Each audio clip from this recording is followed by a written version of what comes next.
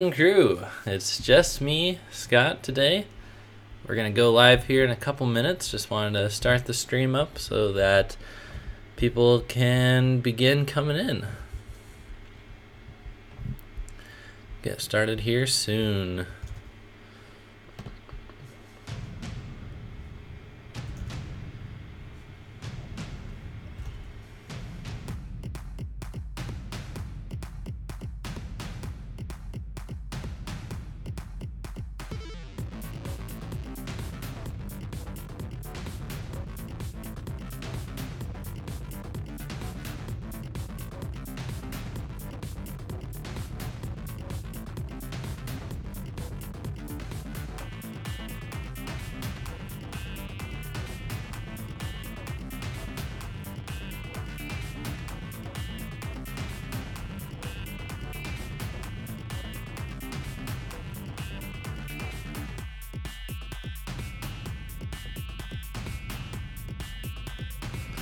Yellow Kazoo's in the house. You know what that means.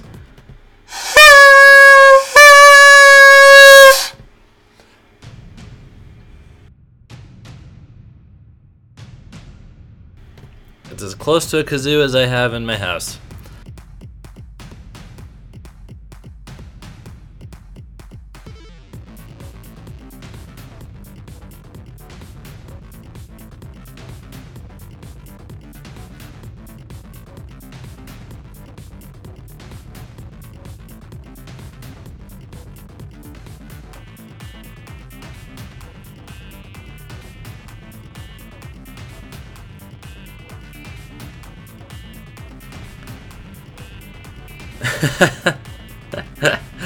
Sorry about your ears, Kazoo. I'm just gonna post on Facebook and Twitter and then we'll get started.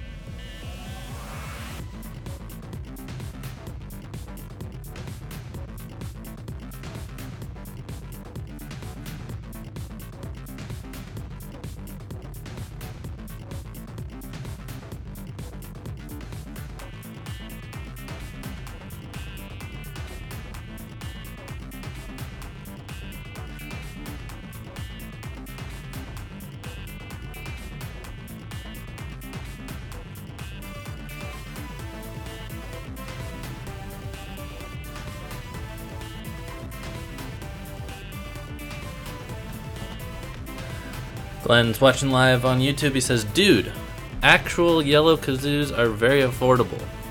I'm talking $1 or less. Well, I'm sure you're right, Mr. Strawn.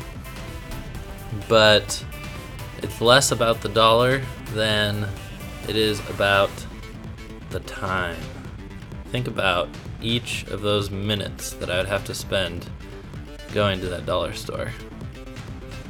Also, we're kind of in the hole for money after PAX. Not a cheap trip.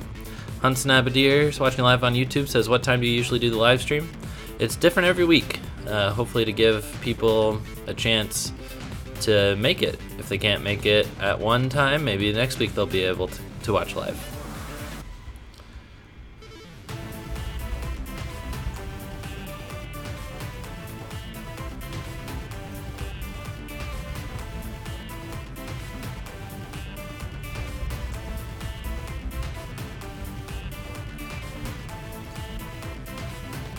Alright, the post is up on Facebook.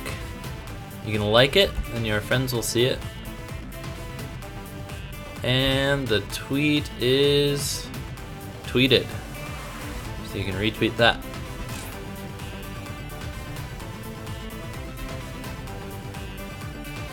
Look, I'm even liking it with my own personal Facebook account.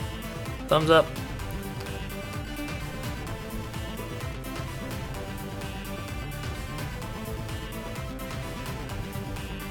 Got a new Twitter follower, thank you, Jeff.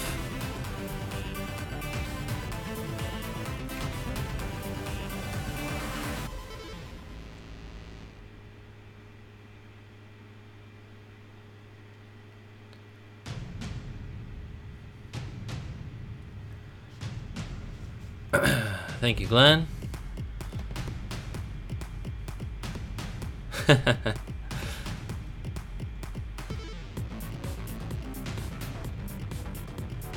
Yes, Kazoo, I'd be honored to have you stalk me. Alright. So today, Simeon is traveling to Montana, his wife's homeland. My wife's homeland also. And he asked if I wanted to reschedule this for like a Monday night or something like that. But really, I like streaming on the weekends. I've got a wide open weekend, and I wanted to talk about the new Nintendo Direct sooner than later because I know you guys are wanting to hear about that. So, hi, Simeon. And I know you guys have just been wanting a break from Simeon's inhumanly wide smile. So, there's that. And Glenn's asking if I would like a co-host. Let's see. I don't know. I don't know if I'm set up for that. Let me think. Desktop audio. Yeah, man, I can't even remember what we were doing through Discord and stuff to make all that work. I don't have that in my process anymore. Appreciate it, though.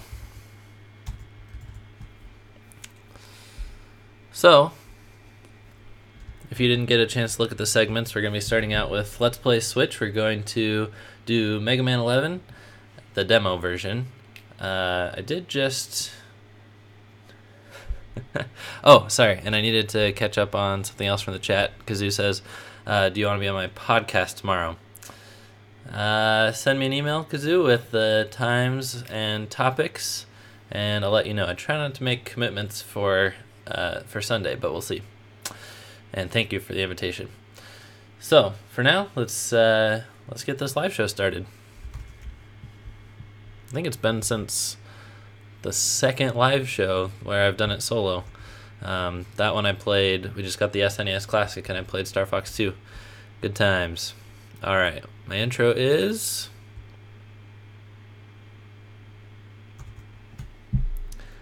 Follow me, and I'll take you from Mega Boy to Mega Man.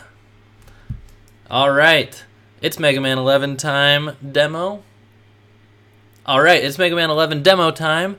Jack in Mega Man, never a more appropriate time to use that phrase. Here we go.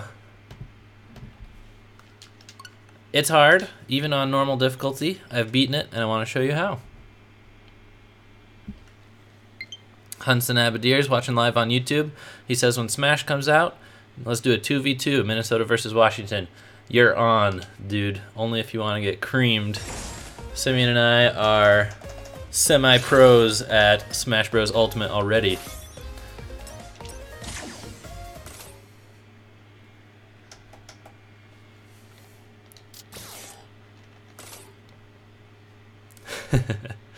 Go power up, dudes. Yeah, that's right, Simeon. Alright. Pay attention, guys. It's gonna get intense.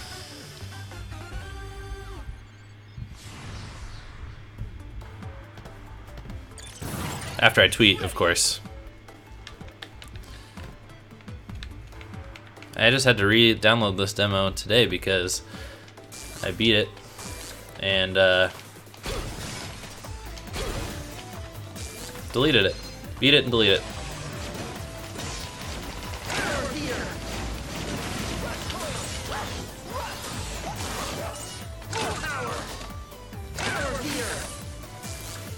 And I forgot all the controls.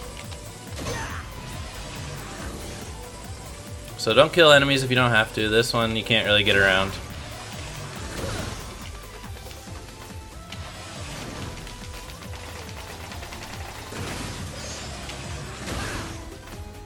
Don't climb up ladders, jump up them.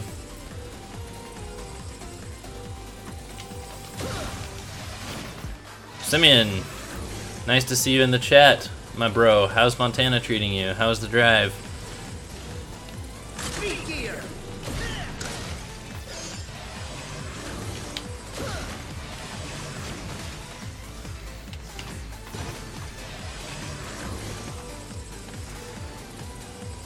Alright, so this is so tricky. It's good to use the speed gear to get good positioning. And then if you do have a shot on the guy, to put power gear on, but really the thing you want to focus on in this battle is not getting hit. If he's on the second level, you can turn on power gear and just hit him straight in the face without jumping or anything. It's okay to skip around if you're not in a good position.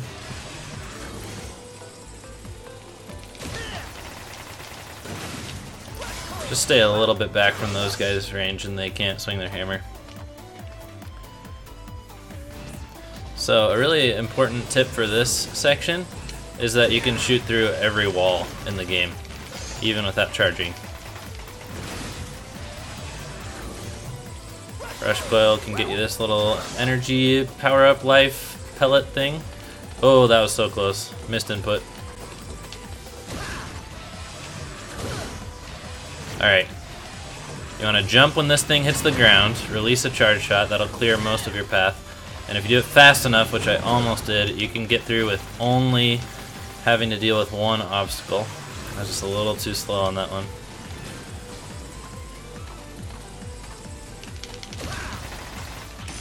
Oh! Should have just jumped over him.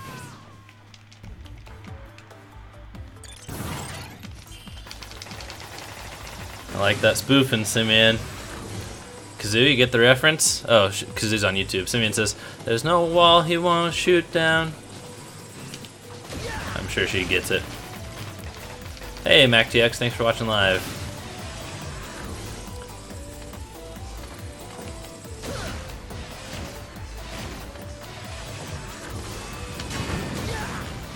Am I fast enough? Yes! Woohoo! Alright.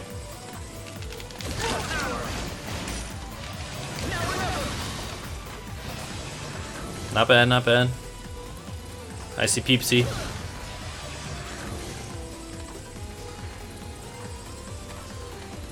The most important part of this section is just to keep moving. If you stay still, these yellow guys are gonna get you.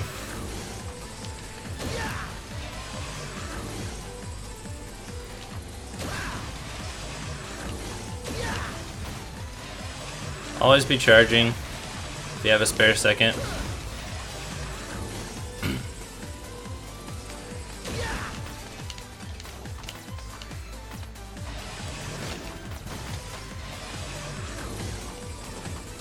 You're going to want this electrical power equipped for here so you can shoot upwards. Alright, we're in good shape. This feels like a really long jump. Just get yourself a little bit of a running start. Oh my goodness. And another one of these stacky guys. Use that power gear.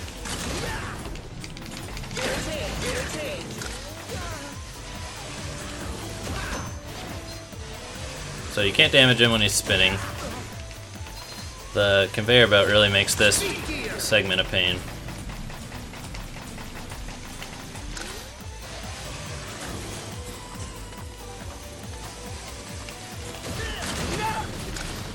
So if you see that vulnerable part, jump. Oh, use time gear here.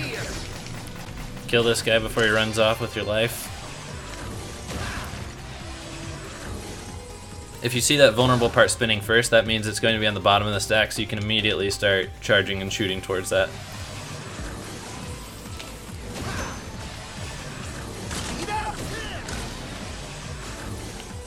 You can see where these bullets are going to come out.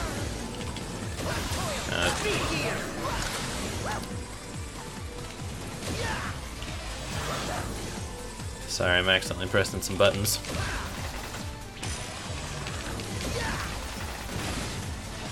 Now, I'm not sure if you can farm here. It seems like you should be able to.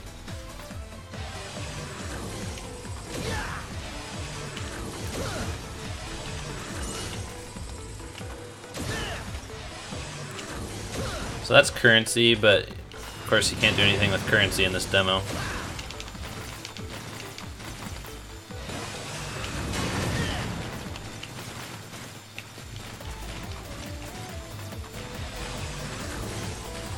Oh my goodness.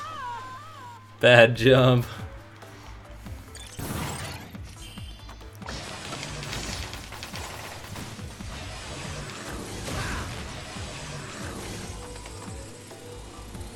get through this.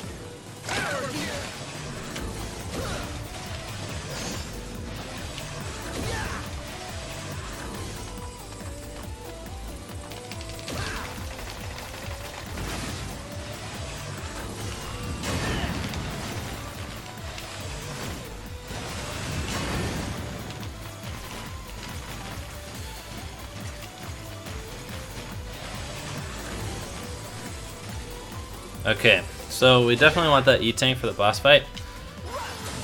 Get Rush as close to the edge as you can.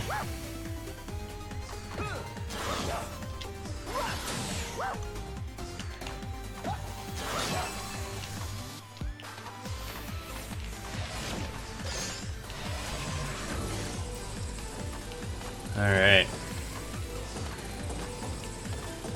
Now, I can't remember exactly what I did to get past this portion. I think I only did it once, but it was tricky.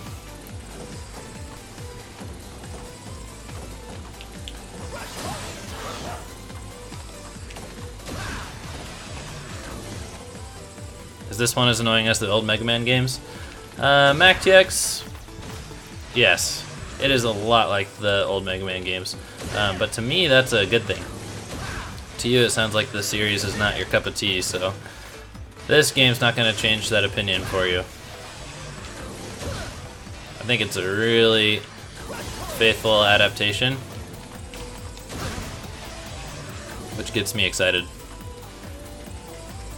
Faithful adaptation with a modern twist.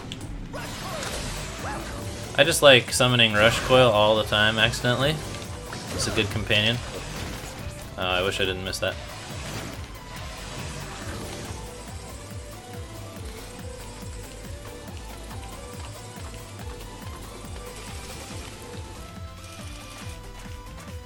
So I know that there are already videos on YouTube that you can watch about this demo being beaten without taking any damage or anything.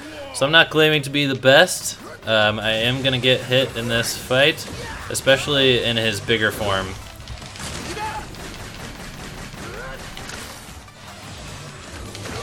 I don't know how to dodge his big form attacks. How many lives do I have? One extra. Okay, I'm definitely going to die this match, and I'll use my E-Tank on the next round. Yeah, see that one? I'm not sure where to go.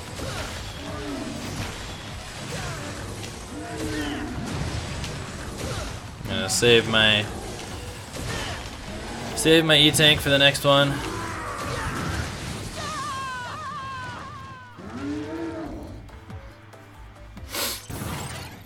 Alright, this is it. Ooh, ticklinos.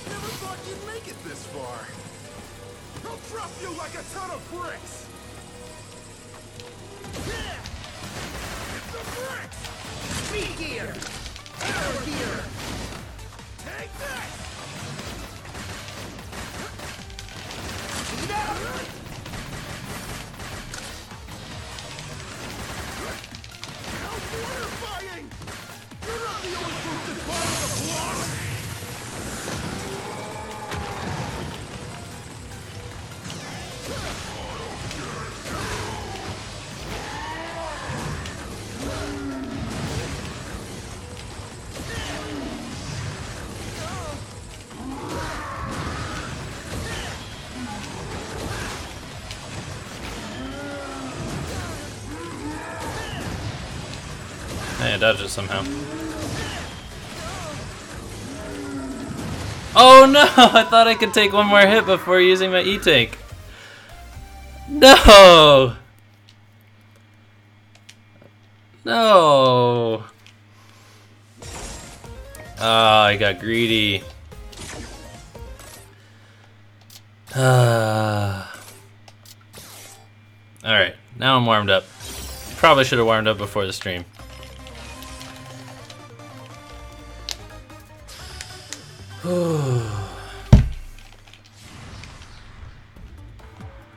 Might as well just edit the video here.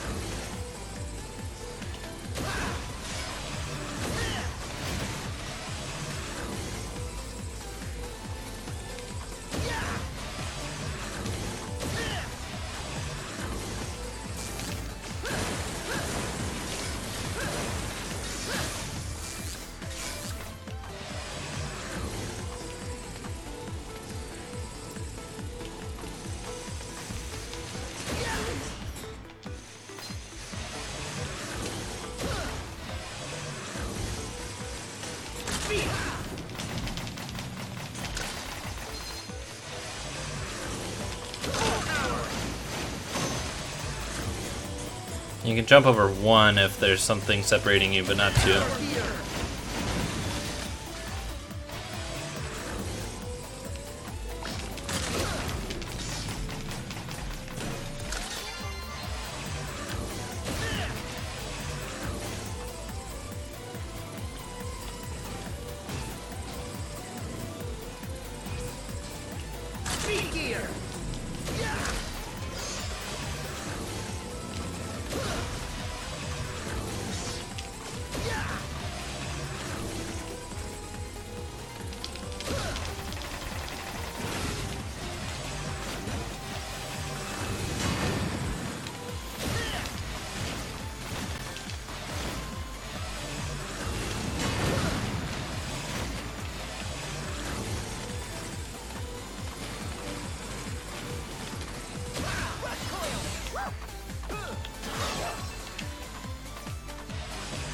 Alright, we're in good shape. Full life.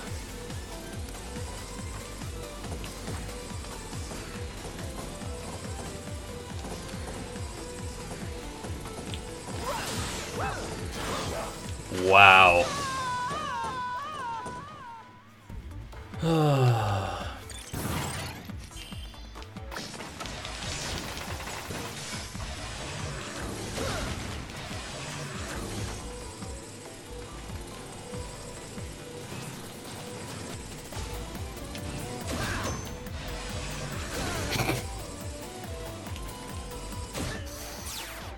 I still have 2 lives.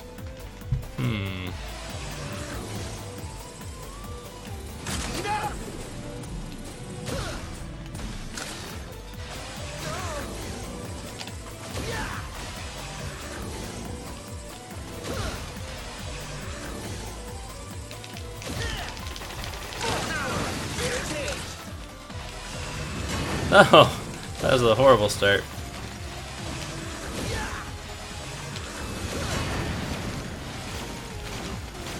Oh, it's gonna be close.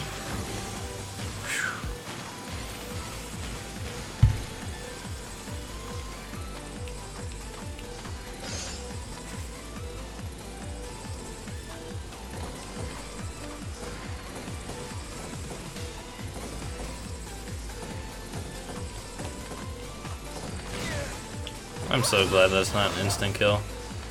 In the original games, it would have been an instant kill.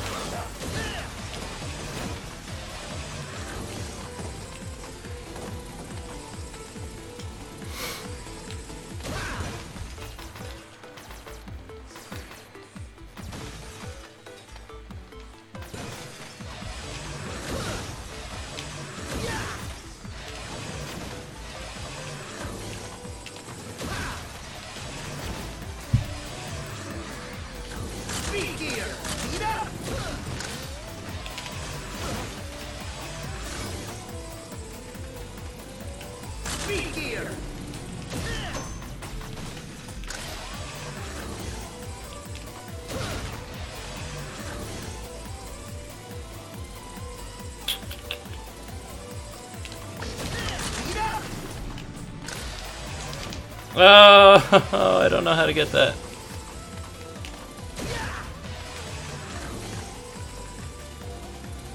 Alright. Still 2 lives. Got an E-Tank. This is the run. Something I took out of Mega Man 11. Can't jump through boss entrances. Simeon, reaction in the chat, please.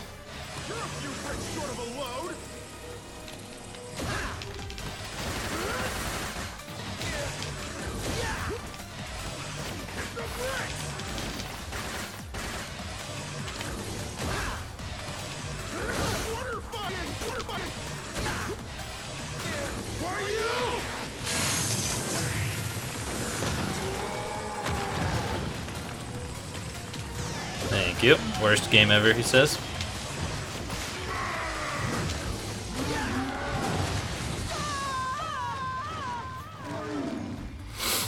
Oh man, my nose. Tickly. Tickly nose.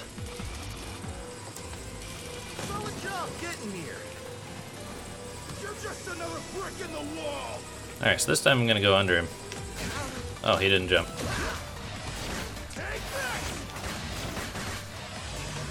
Wow.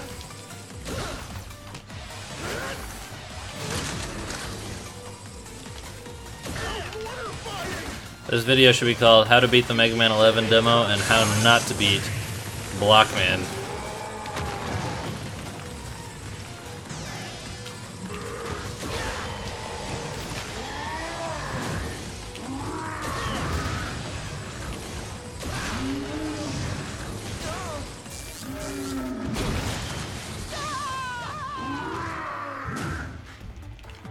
Alright, for realsies. Glenn says, do you not have his weakness? I don't really use weapons on bosses, unless Simeon tells me what their weaknesses are, and yells at me to use them.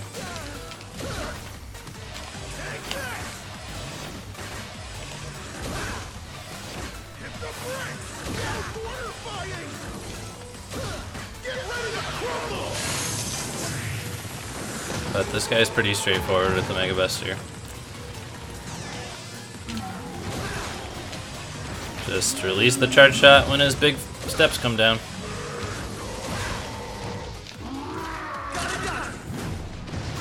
Nope. I have no idea.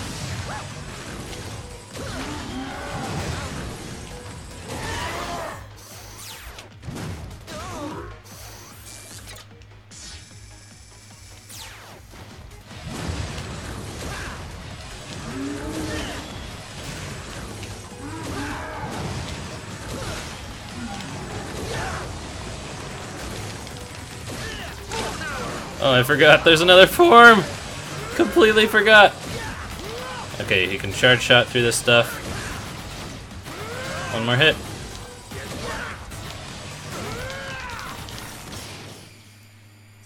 Woohoo! And that's how you don't beat Blockman!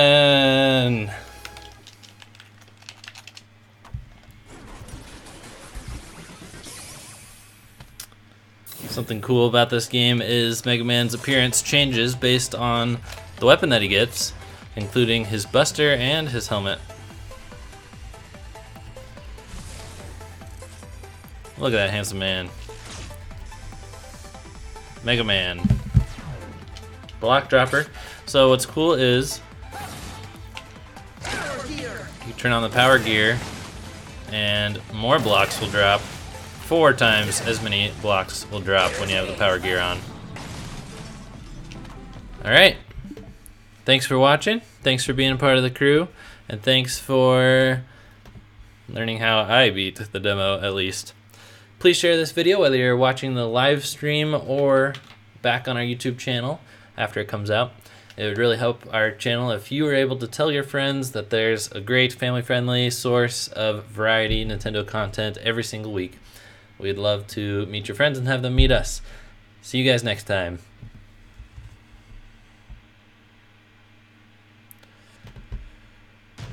Ryan says, Scott is a one-man wolf pack today? Yep. Simeon abandoned me for some Montanian women. Sounds just like him, doesn't it?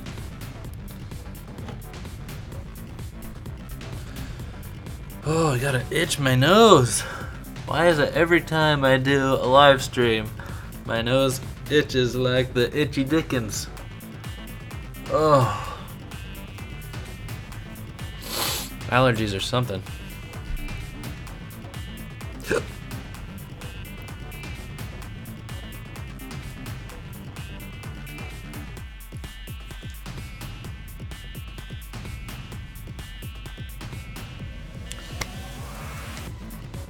Loro41443334 is watching live on YouTube, says, hi Scott. Hello, Loro. How do I know you? Simeon says, darned plum you ate yesterday. Yeah, I've been eating these discolored plums that make me terribly sick the following day. I need to stop doing that. Alright.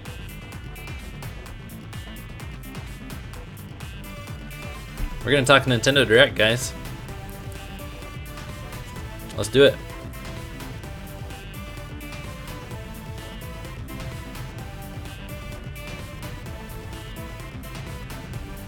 Ryan, don't rub it in that you got to see Owl City. The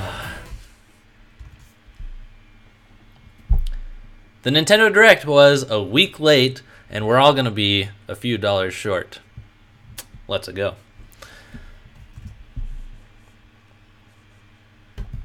Alright, first up, Luigi's Mansion 3. That's how the Nintendo Direct opened, and I'm very happy to see this franchise return. Although, I really would have preferred they just did the logo treatment for this announcement, just like Metroid Prime 4. All I needed was what you're seeing on the screen right now, the Luigi's Mansion 3 logo, and I would have been happy. Maybe letting me know that it's in 2019 as well. That's great. But instead, they showed us some ugly in-game footage, which did 2 things. One, it made me think first that we were just seeing the 3DS port of the original. Simeon's like, what? And I was like, yeah, Simeon, it's the Luigi's Mansion game. This is already announced for 3DS. And that's not what it turned out to be, unfortunately. And another thing that this didn't have going for it is Sakurai's footage from the Smash reveal of the Belmonts actually looked better than this. So I thought it looked ugly. I'm always excited for a new one of these. I'm glad the series is still going strong. It's cool that a sequel came out of nowhere on the 3DS all those years later, and now it seems like it's going to be a recurring thing. Dark Moon must have done well enough in sales. So I'm happy about that. And one thing that's a little strange, though, and probably another reason that I was confused at the beginning of the Direct, is because this franchise is being handled a little weirdly platform-wise. We had a GameCube game, a 3DS sequel, a 3DS remake of the GameCube game, making me think that maybe Luigi's Mansion is just going to be a portable thing now, especially considering who's developing it. And now it's coming to Switch. So it's like, it's all over the place, and if the threequel is going to be on Switch, why remake a game for 3DS? It seems like you would want to maybe bring a pack of 1 and 2 to Switch to get people ready, kind of like they did with Bayonetta, and like we hope that they do with Metroid Prime. So it's weird that they're spreading out the entries like that. Jarhead Master says, yo, hello, thanks for watching live. Ryan says, Mario games, Luigi games, Wario games, something is missing, and it isn't Mario. That's right. Glenn says, did you notice the plunger dart? So I didn't. You'll have to put in the chat what you saw. And then I just saw a chat message scroll past the point of no return from Mac. I believe he said I'd never played a Luigi's Mansion game. So maybe the Switch entry would be a good one for you to get in on. All right, next up, let's discuss Animal Crossing, the other bookend of this Nintendo Direct. So this was a little bit more than a Metroid Prime logo, and this is really exciting because Animal Crossing is a killer mobile game. It just is. It's perfect. You're gonna spend a few hours each day if you have that kind of time to game, setting up your town and stuff. But you get to a point in Animal Crossing where you're just checking in for 10-15 minutes every day, and that's to pull your weeds, to see turnip prices, and then you're pretty much turning it off. So it's going to be an awesome game to have on Switch. It's one that you might want to download instead of buy the cartridge. That's kind of what I'm thinking about because like I said, it's just checking in, maintaining your town, and it's a lot of fun. It's a relaxing franchise, and I know that people have been wanting the entry on Switch, but also on Wii U. And Simeon goes on this rant where people have gotten a lot of Animal Crossing games over the last couple of years, but the last mainline game was like 2013 on 3DS, and since then they've been doing these spin-offs like the phone game and the 2 Wii U games, I think. No, sorry, the Wii U board game and the 3DS Happy Home Designer. So they had HD assets from Wii U game. And wasn't there also this Wii U Animal Crossing app? It was like, I don't know, they had all of the characters in HD for that. So it's like, when are they going to use that for the full Wii U game? And that just never happened. But now we're finally getting it on Switch in 2019. Could be the focus of Nintendo's next E3. Could be their next big holiday game for 2019. We'll see. But 2019 is really shaping up when you consider Animal Crossing, Fire Emblem, Luigi's Mansion, and then another one that I'm forgetting, probably Yoshi. And speaking of Yoshi and the Mario Bros. Games, we've got new Super Mario Bros. U Deluxe. This is new official art that came out with this game, featuring Toadette. Ryan says, I have a very good feeling about E3 next year, Animal Crossing, and at least a teaser for Metroid. Yeah, it's definitely time for an E3 teaser for sure. MacTX says, I got bored with the mobile Animal Crossing game. Not sure I'll check out Animal Crossing. That's fine. It's not for everybody, and based on what I can remember of your gaming tastes, it's a safe skip. But for a lot of people, Animal Crossing is surprisingly one of Nintendo's biggest selling franchises. So let's talk about New Super Mario Bros. U Deluxe. This is a great game, and for anybody that missed it on Wii U, I say absolutely get it. Buy it, hands down. Also, for people who may have bought the game on Wii U but didn't spring for the extra Luigi DLC, also buy this game. The Luigi expansion is fantastic, and I love particularly about New Super Mario Bros. U the challenge mode. There's an amazing challenge mode where you can get bronze, silver, and gold medals in doing all these different really creative Mario competitions. It's like you stomp on 20 Goombas without touching down on the ground, so it really tests your platforming skills. Lots of different challenges like that.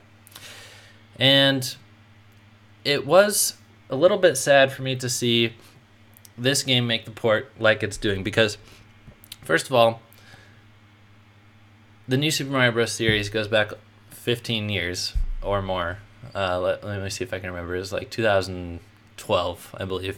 So it's not really new anymore. And there were rumors or ideas about a new version of Super Mario All-Stars coming to Switch with they could call it New Super Mario Bros. All-Stars and have a bunch of the New Super Mario Bros. Games. That would have been great, adapted from the original DS and stuff like that. But instead, we're just getting the most recent one, and that's fine. It's probably the best one, but it's making a jump from Wii U, where it was 5 players, and the 5th player could use the gamepad and place platforms and stuff. And at first I was a little sad, that functionality is going to be gone in this port, because that's not something you can do with the Switch. It either has to be one person using the Switch in handheld and touching the screen, or it has to be in the dock where the touchscreen isn't able to be used. But then I thought, you know what? it's okay because that wasn't that fun on Wii U, and really, Nintendo is just grasping for straws of things to do with that weird controller that they made. Like, they were retroactively developing experiences around this to justify the extra cost of this touchscreen huge controller and making these weird asymmetrical experiences. And some of them are good, like Game and Wario. That's a one that will never be ported. I only rented Game and Wario, so I need to actually find that and own that for Wii U because my Wii U collection is just dwindling. Like, I'm trying to sell New Super Mario Bros. U so that I can get this version, and I did that with Splatoon. I did that with Mario Kart 8. I did that with Pokken. So it's like I have all these Wii games, my Wii U games down to like 5, and but Wario, Game and Wario won't be one of those. Anyway, I think that this one is New Super Mario Bros. U is okay to lose that gamepad functionality because it wasn't that great. Ryan says New Super Luigi U is awesome.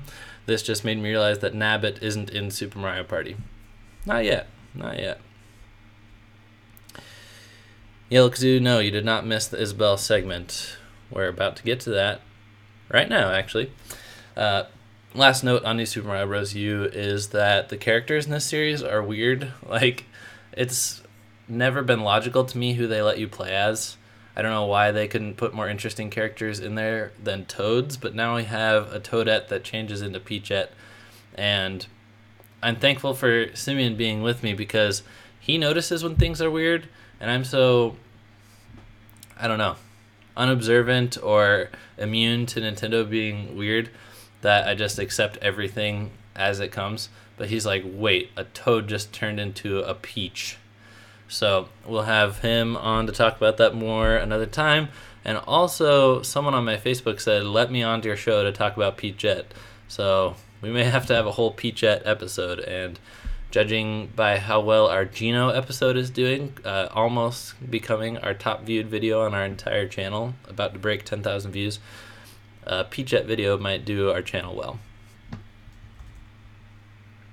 Alright, next up, let's talk about Smash Bros. Isabelle looks cool. I was confused at first. The messaging wasn't clear if they were introducing a new Echo Fighter or not, but as I watched the moveset, it became clear that it's a pretty different character. Like, the fishing pole grab, that looks awesome. It looks like Isabelle even has, like, plants a mine that's kind of Solid Snake-like, if I remember right. And I don't know how Isabelle became... Please help me, chat. I missed it. How did Isabelle become so popular? Like, I played Wild World on DS a lot.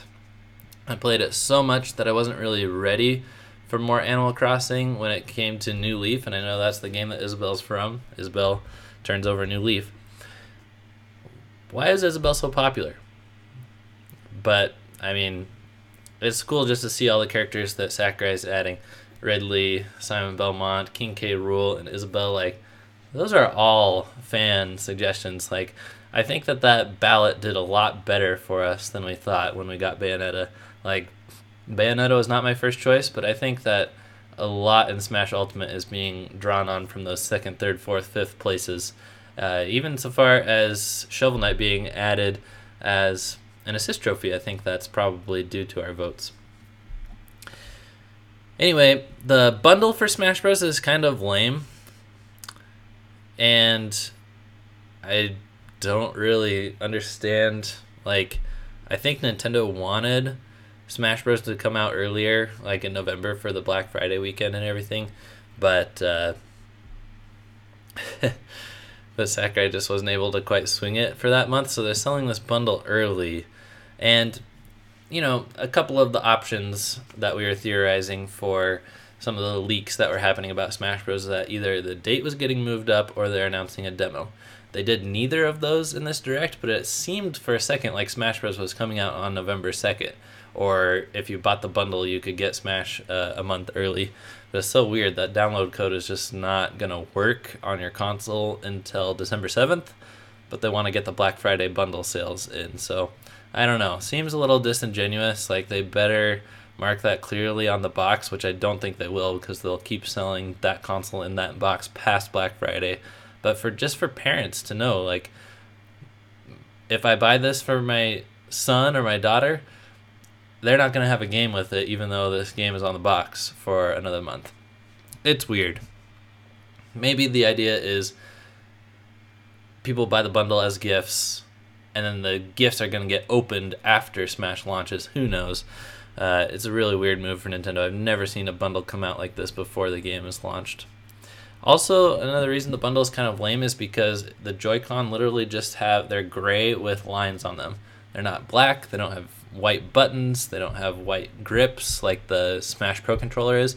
So for a second I was like thinking, okay, how am I going to get this bundle, this decorated dock and these cool Joy-Con? And I'm like, I could make that myself. They're going to sell stuff online like Etsy where you can just put the little sticker on your Joy-Con. If you look at a picture of just Joy-Con R by itself with one little line down there, it looks ridiculous. Alright, let's catch up with chat. Faraday Mite 2288, sorry, you're not 2D, says, why does it say you're playing Splatoon 2? And did you notice I'm only one watching and they stopped? Oh, sorry, I try to tell Mixer that I'm not playing Splatoon all the time, but apparently my changes don't save. Ryan says, I think Chibi Robo died of Ziplash. Yellow Kazoo says it's a really weird bundle. Panhead says CR would be a great character addition. That'd be Chibi Robo. That's what Glenn is waiting for them to announce. Chibi Robo as a character, I mean, it could happen. Not every, as discussed in our Geno video, not every character added to Smash is deserving of the Smash series, like Game & Watch and Wii Fit Trainer. I think Sakurai likes to put in joke characters once in a while, and I think that would be what Chibi Robo is, because not very many people know about Chibi Robo. Alright, next up. I was really hoping for a Smash demo, but I'll hold out hope. I mean, Smash Bros. Had such a small presence in this September Direct. I think there's absolutely room for one more Smash dedicated Direct between now and December 7th. And I think that's when they're going to tell us the mysterious mode that we've theorized on in a previous episode. I think that's when they're going to have the final character announcements. And I do think they'll all be revealed in Directs, because otherwise they're just going to leak out of Japan when the game launches there first, time zone-wise. So I think Nintendo will want to control that messaging. And I think they could also announce a demo. I mean, they have to do a test fire of the new online system with Smash Bros. Because by far, that's going to be the most taxing on the entire console, on the entire online ecosystem. I think that Final Fantasy should have been its own Nintendo Direct. Like, they announced 5 or 6, I couldn't even keep track, just Final Fantasy after Final Fantasy after Final Fantasy. And they've done mini Directs with certain series, like I remember Xenoblade Chronicles 2 had its own Direct. But for an important franchise like Final Fantasy, they could have gotten some staff from Square Enix to get in on a special Nintendo Direct.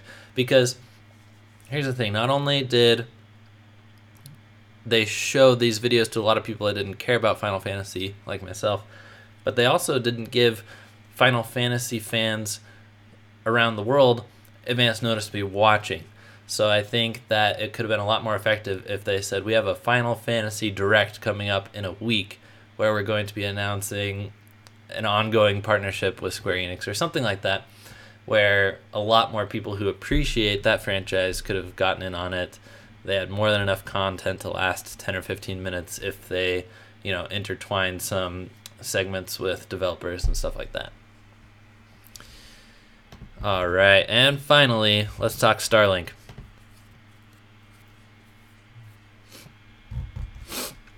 So Starlink is looking really good. I'm trusting Ubisoft to handle it well because they did so well with Rabbids, and I'm excited to see them having a closer partnership with Nintendo. And by the way, you might have missed this news story.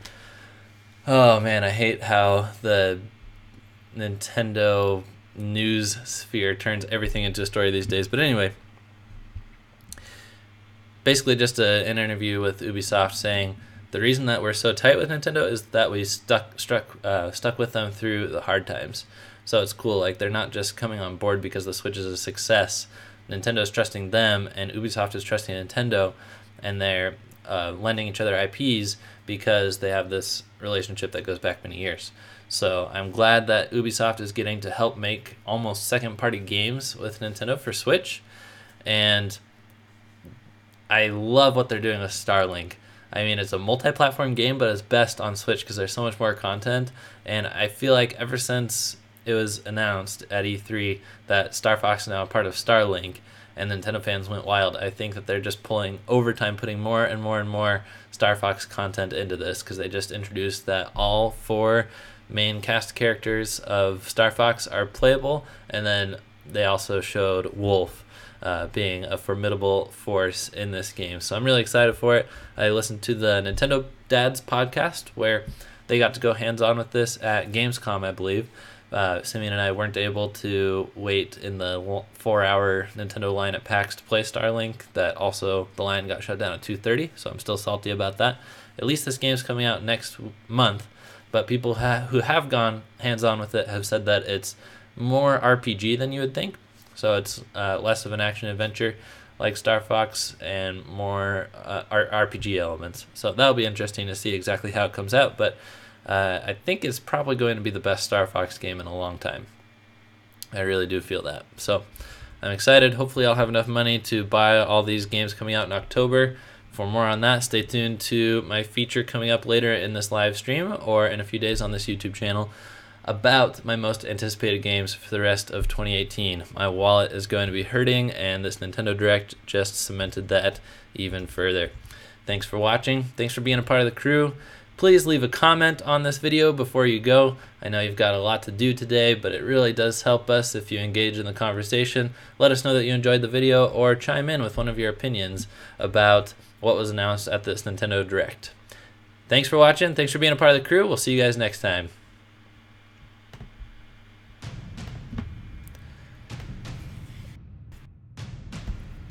My nose!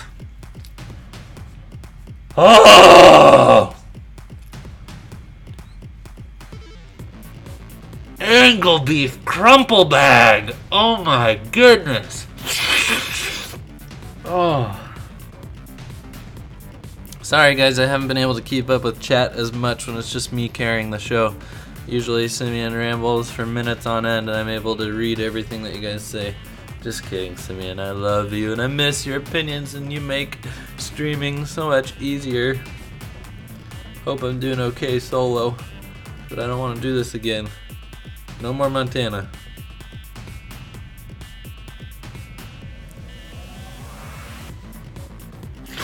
Whew.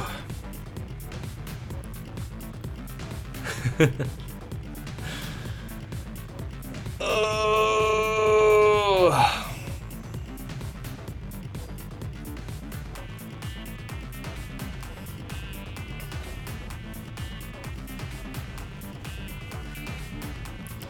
Ryan says if Starlink reviews well, it's going on my Christmas list. Good call, good call. Ingleby Crumpledore.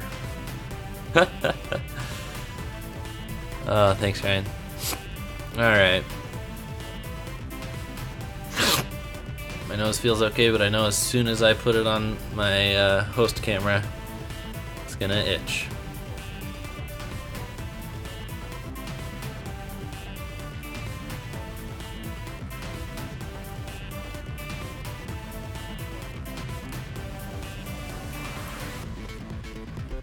I'm gonna go check the My Nintendo special rewards before I record this episode because I heard that there was 1 or 2 already, like special offers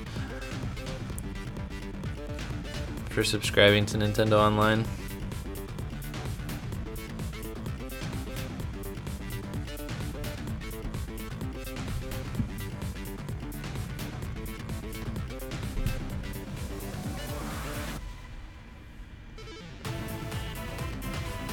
Oh yay, more silver coins to expire. Alright.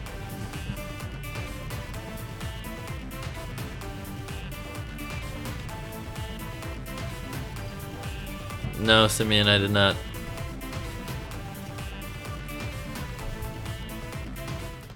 Oh, hi, Saphira. She just jumped up on my chair behind my back. Hi, sweetie. Good girl. You're a good girl. I don't see where these special offers are going to be.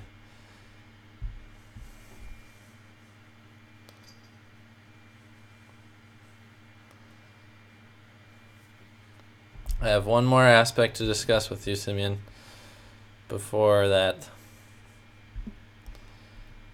Okay, whatever. The show must go on. Don't forget to tweet. My faithful tweet reminder is not here. Good girl. Say hi to the stream. Hi. Hello. Alright. Bye.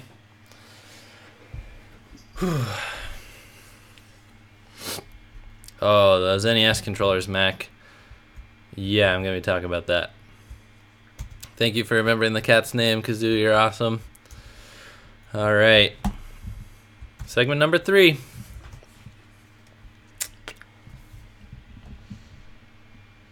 Okay. Here we go. And then I'm going to go to here. Yep. It's all lined up.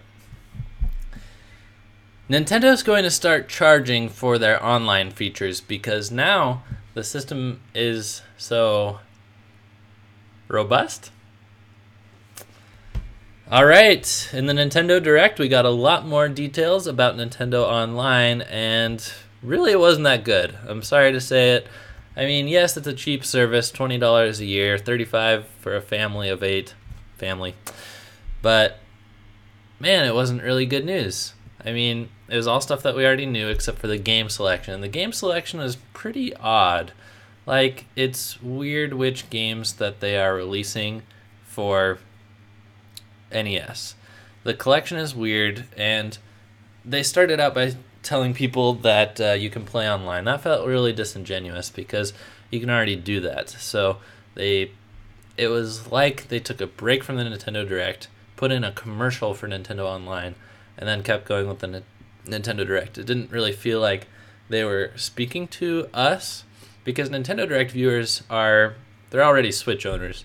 I mean, there's probably a few people that just have their 3DSs and they were coming for the 5 announcements of old games being ported to 3DS.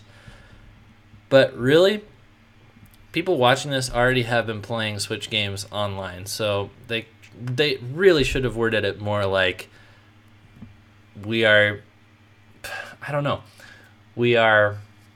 enhancing the online experience. You're now going to have to pay for online modes in these games.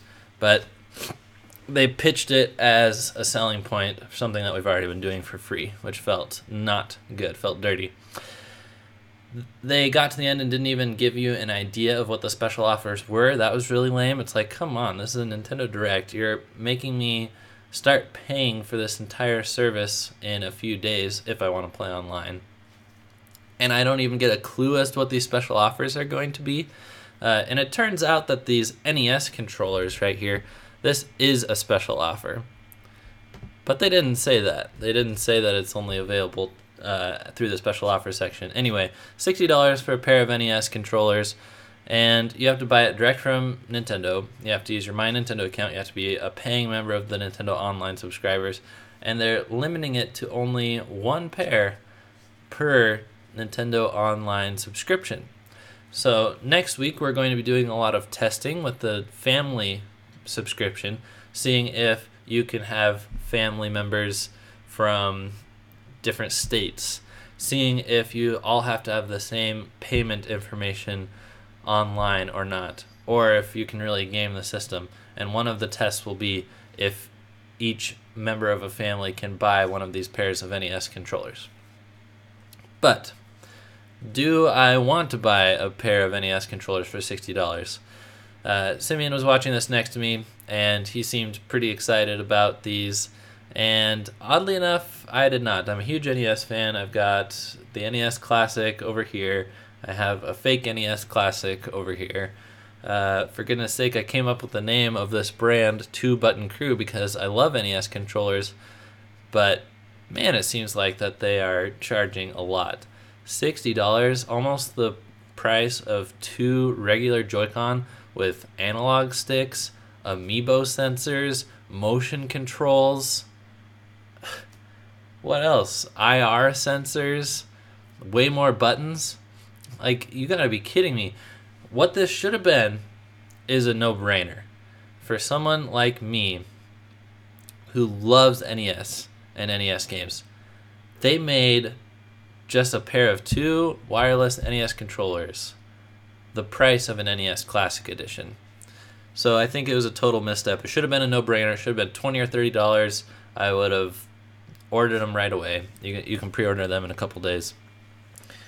But instead, they're doing the whole Nintendo greedy, expensive accessories for Switch thing. It's really weird. It's something Kimishima started with this generation, setting the prices so high for like docks and controllers and cables and stuff. So this just continues that trend. You know, it might be worth it to pick it up even if you're not going to use them. Like, since this is such a limited thing, it's probably going to become a collector's edition. If you don't want it, you can probably sell it on eBay for $20 extra. I don't know. But anyway, so I'm not too big a fan of the controllers. I don't know why they added shoulder buttons if there's not even enough buttons on the controller to begin with to be used for other stuff. Now, what would be cool is if the NES controllers will be functional with other indie games, other 2D indie games that don't need too many buttons. Then that might get my interest. But just to play these NES games, like, I already have the NES Classic. I'm not gonna.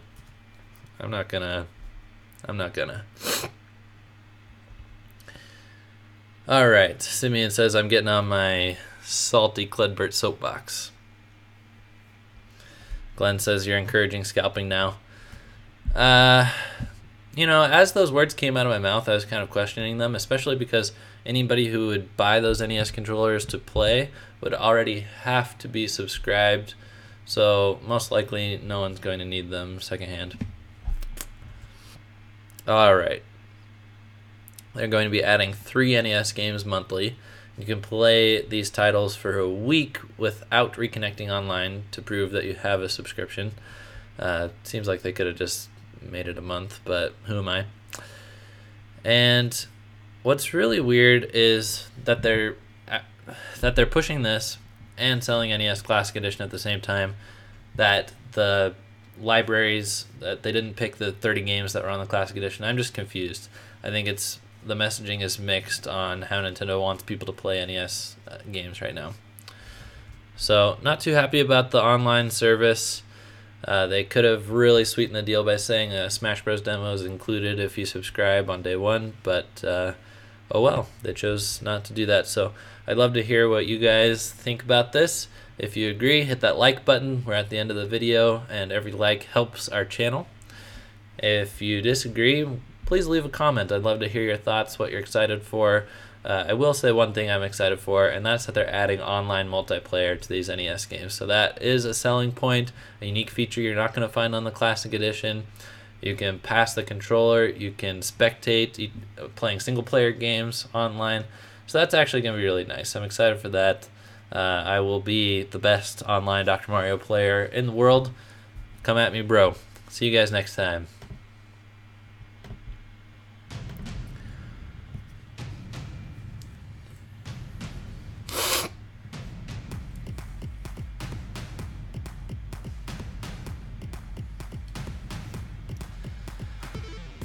Oh, good old Pete. Welcome to the crew, my new friend. He says, do you think we'll see Overwatch on Switch in the future or any other big games?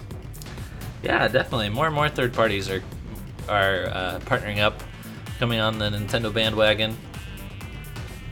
I don't think we'll get Overwatch, but we might get a Switch-specific version of Overwatch.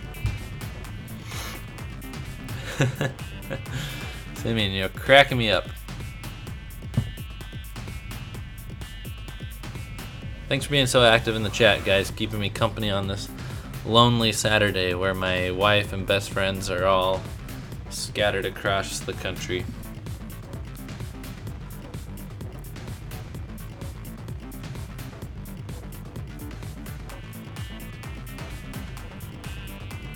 Literally, I have like one family member in town at this moment.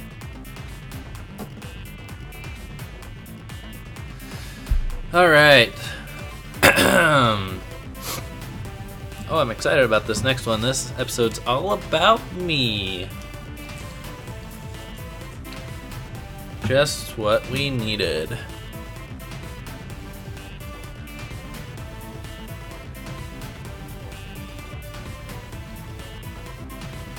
Gonna blow my nose.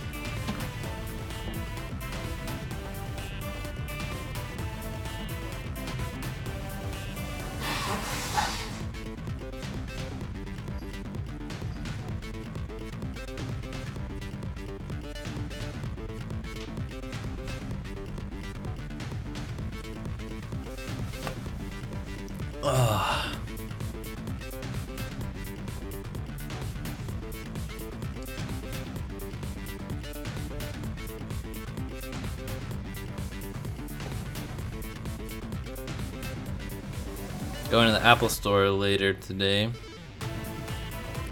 Getting my battery replaced. Make sure you guys do that before the end of the year on your 5S through 8S. I don't know exactly the models, but they're giving you brand new batteries for only $30 until the end of the year.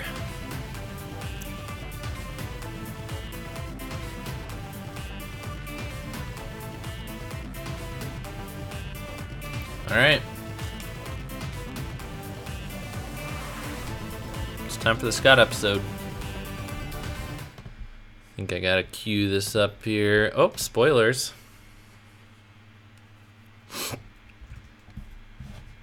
Yeah, MacTX says I've been looking at the SNES styled 8-bit Do controllers that pretty much fully featured. Seems interesting.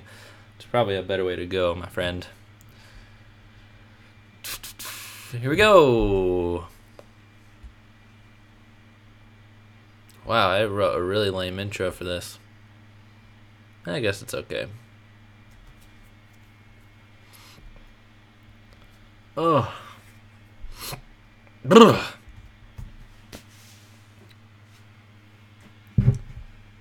Just realized my light's not as bright as it usually is. Sorry about that. 2018 still has a lot of great gameplay to offer. Here are my top 5. Let's kick things off with Starlink Battle for Atlas by Ubisoft, or Ubisoft, depending on your pronunciation preferences. This game comes out October 16th, just about exactly a month away, and I'm very excited. I even found enjoyment in Star Fox Zero, which had some really wonky controls. Seems like Nintendo just hasn't known what to do with Star Fox for a while, and if Mario plus Rabbids Kingdom Battle is any indication of how well Ubisoft can handle an IP and put an interesting spin on it, then this game is going to be great. It is Toys to Life, but you can completely ignore that if you prefer. Fob and Plum. Oh. So you can purchase everything digitally, all the ship parts if you don't want them. There's a really cool bundle that's coming out for the Switch version only that includes a Star Fox figurine and an R-Wing. We haven't even gotten an R-Wing amiibo yet, even though that's something Nintendo wanted to do. And I think it's about time that a developer took Star Fox out of Nintendo's hands and said, here, we can do a lot better with this franchise than you're doing. So this game looks great. There's seamless takeoffs from planet surface to outer space and open world exploration with all the planets around. So I'm really looking forward to this. Don't have to wait that much longer to play it. That's my 5th most anticipated game for 2018. Number 4, Dark Souls Remastered. I can't barely go a day in the gaming industry without hearing the game Dark Souls 2 or 3, or the original one here, or even just saying that a game is Souls-like. So it's high time that I found out the origins of this genre, and a lot of care is being put into this Switch remaster. It's not something that they hurried up and put on store shelves. In fact, it seems like it's gotten delayed at least once or twice. So I'm excited for all the polish they're putting into this. Yes, it's a mature rated game. It's not something that you would immediately associate with Nintendo. but from what I can see on ESRB, it seems like it's received that rating for, violence reasons and stuff. It's not going to have gratuitous scenes or language like you'll find in a lot of M games. So I'm excited for something that's kind of Lord of the Rings like, but playable. At least that's the impression I get, or the type of aesthetic that they're going for. But I'm really excited to play this. I hear that's hard. I do pretty well at hard games, especially when I'm not playing them online in front of friends or streaming them. When I can focus, I can do pretty well. So I think that this game is going to be great. It's awesome to see very good support from third parties and a big name like this coming to Nintendo Switch. Take a quick break here.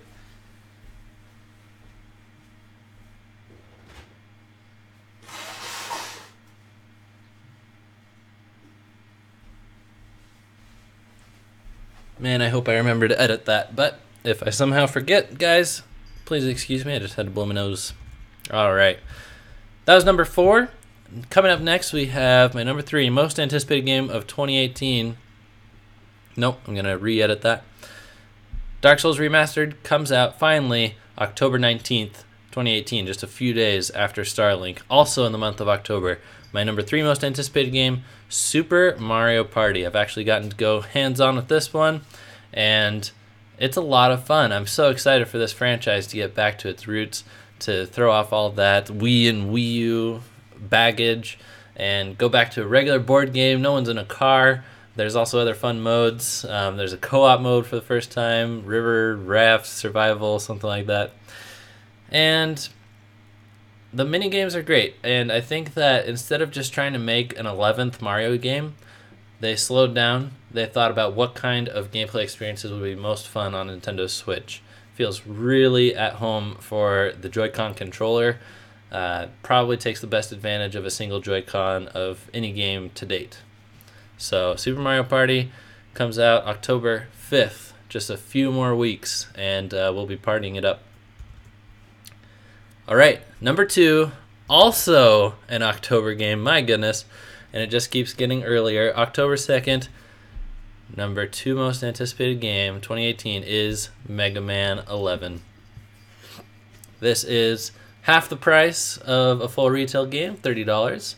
It is very faithful to the Mega Man formula, but with updated graphics and mechanics. And I really like the double gear system, although I'm still getting used to which triggers those are on.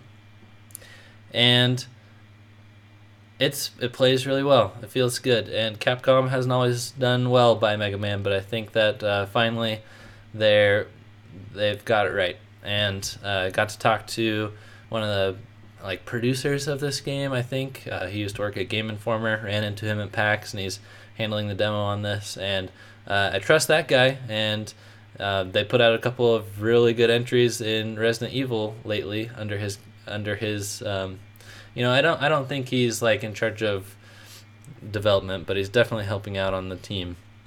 That's Mr. Tim Turry, and I've just had a blast with the demo. I'm looking forward to figuring out all these levels and power-ups and bosses, and maybe even their weaknesses. No, I'll just let Simeon figure that out. He can tell me later. Alright, before I go on, I wanted to give an honorable mention to Pokemon Let's Go. That was originally going to be on my list, but the more I see of it, the more unsure I am. The whole petting the Pokemon's head to change their hairstyle in Nintendo Direct. Oh my goodness. I'm not sure who this game is for. I thought it was going to be targeted to me, Gen 1er, only limiting it to the 150 main Pokemon. I think there's Alolan forms as well, but that's okay. And a remake of Red and Blue and all that, but I don't know. It seems like they're really modernizing it in not some great ways, and including more mobile elements from Pokemon Go. And, I'm not in a place to properly judge it. I mean, it hasn't even come out yet, but having said that, I haven't stuck with the Pokemon series, haven't played one in a while. I was hoping that this one would get me into the franchise, but that remains to be seen. So it's not in my top 5, but it gets an honorable mention. Now, My number one most anticipated game of 2018 is... Let's see if the chat can guess it. Chat, get to the keyboards. Put what you think it is. I hope you're all right. Anybody that gives the wrong answer gets banned, so just be careful. Make sure you think before you press enter. And no, I'm just kidding. It's Super Smash Bros. Ultimate. What else could it be?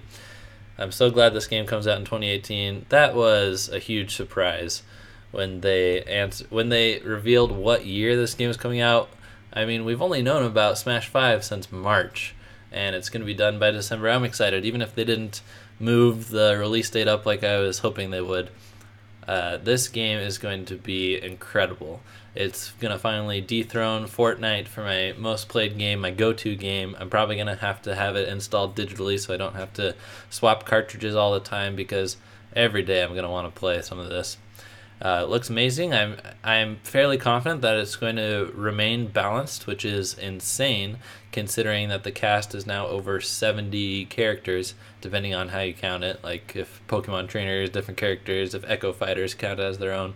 But I mean, Smash Bros. Is my favorite franchise, and this really is the Ultimate Edition. It's not just a name that they're putting on it. Like, I can tell by the small details and the big details, like how they're listening to fans and adding characters that have been requested for decades, or just the little details like character animations. They looked at every character and said, how can we make this more special? Well, we can make Donkey Kong's eyes bug out of its head, for example. Hunson Abadir, yes, your Minnesota versus Washington challenge is still on. You got it. All right. Hunson Abadir guessed Cooking Mama. Glenn, please ban him from the chat. Just kidding.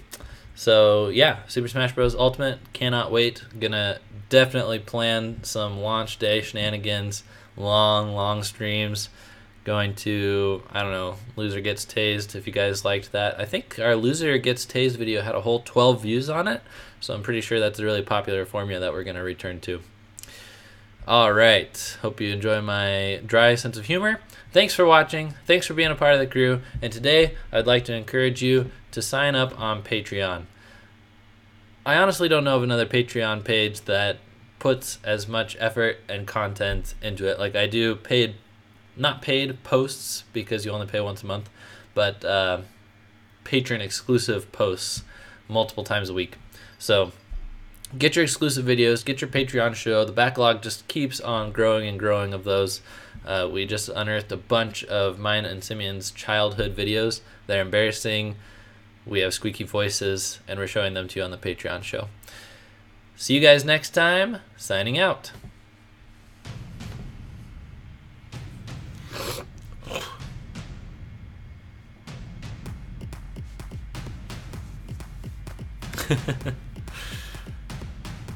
Oh.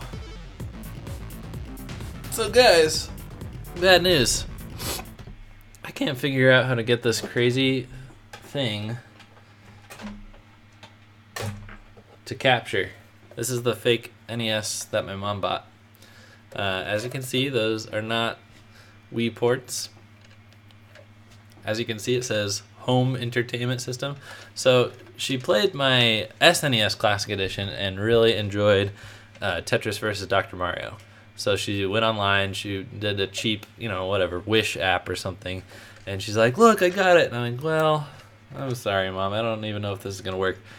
It did plug in, we did play it. There's 500 games on this, such as the popular Super Mush Boom, and all the way up to Super Mush Boom 18. I was really wanting to show it to you guys on this live stream, but I can't capture it.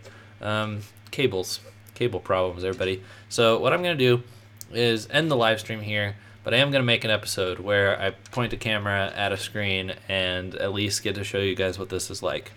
So that's actually it for today's live show. Sorry to cut it a little bit short, but at least you'll have an upload to look forward to later this week. Thank you guys for bearing with me as a solo host and being so active in the chat. I know I missed most of what you guys said, but I really appreciate you taking time to come out and watch this show and for joining me. So Yeah, that's right, Simeon. Soup sandwich booze. That's definitely on this fake NES. So yeah, I'm gonna end it here and make this show and then a Patreon show as well. See you guys later. Bye bye.